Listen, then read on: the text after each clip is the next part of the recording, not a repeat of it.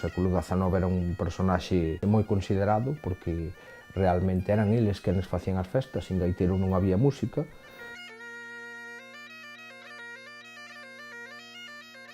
E lembrome que vin tocando desde Seivane hasta a casa, dentro do coche, e que seguimos tocando hasta as 2 da mañán aproximadamente ou así. O día seguinte había ensaño, foi un venres 15 de marzo do 96, ainda me acordo.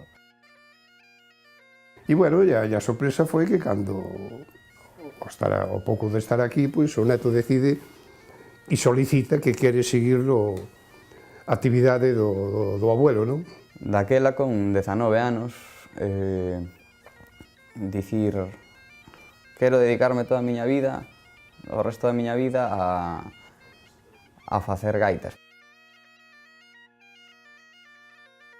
Por cuestións e casualidades da vida, nun momento determinado, por un punteiro que non saliu ben e que houve que romper, empezamos a pensar que se podría facer non unha palleta máis estable, sino un punteiro afinable como poida ser un ronco. Este corpo o que permite é, como nun ronco, estirar ou encoller a súa longitude, ¿no?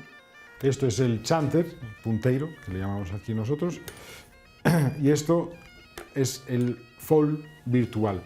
Y la gaita gallega, la V-Pipes gallega, va a ser lo mismo, pero ya con la morfología más adecuada al punteiro gallego.